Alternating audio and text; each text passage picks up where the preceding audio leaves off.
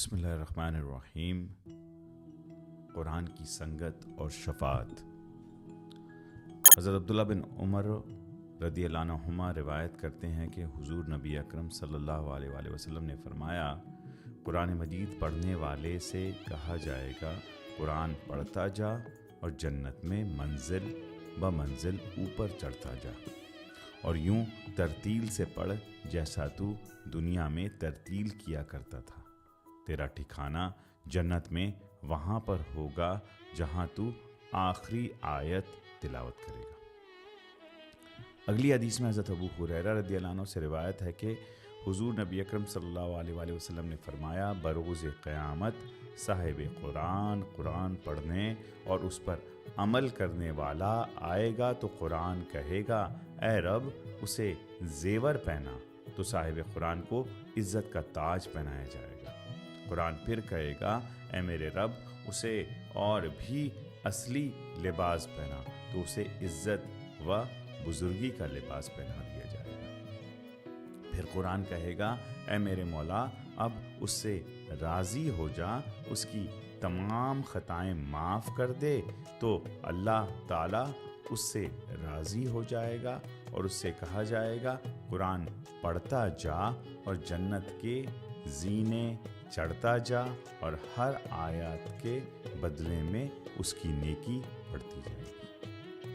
پہلی حدیث کو امام ترمذی نے اپنی سنن میں لایا ہے، ابو داود نے سنن میں، ابن ماجہ نے، ابو سعید الخدری فی سنن میں لایا ہے، ابن حبان نے صحیح میں، حاکم نے مستدرک میں، بیہقی سنن صغریٰ، ابن ابی شیبہ نے مصنف میں، اور احمد بن حنبل نے مسند میں، اور حضور سیدی شیخ الاسلام الدکتور پروفیسر ڈاکٹر محمد طاہر القادری مدظ اللہ علیہ نے اسے العرفان فی فضائل و آداب القرآن میں لایا ہے، اور دونوں حدیثیں وہاں پر موجود ہیں۔ حدیث کا نمبر ہے 12 اور 13۔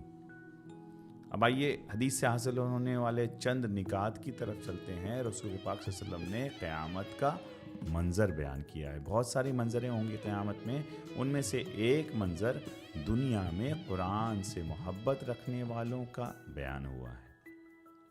قرآن کو سمجھ کے پڑھتا ہے، ترتیل سے پڑھتا ہے اور اس پر عمل بھی کرتا ہے، تو اس کو لایا جائے گا قیامت کے دن۔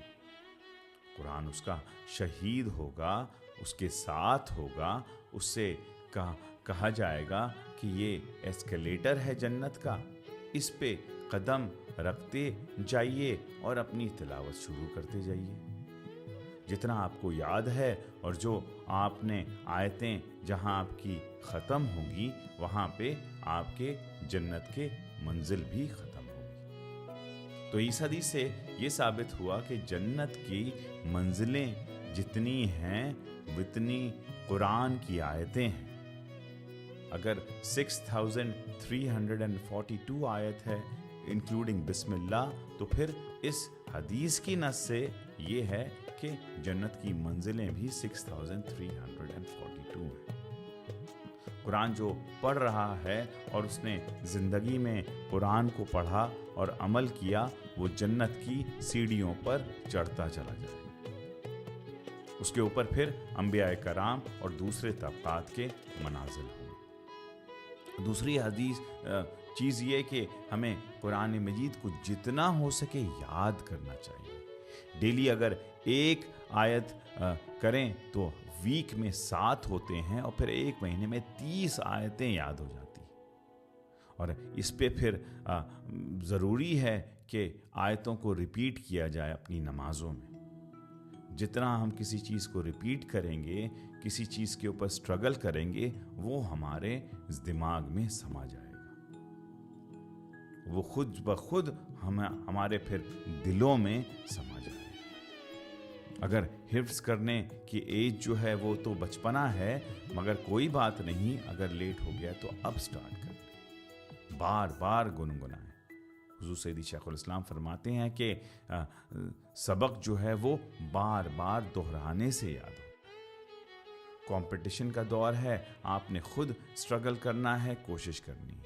قرآن مجید نے فرمایا، الذین جہدوا فینا لنہدینہم سبلنا، جو ہماری راہ میں مجاہدہ کرتے ہیں، اللہ فرما رہے ہیں، تو ہم ان کے لیے بہت ساری راہیں کھول دیتے ہیں۔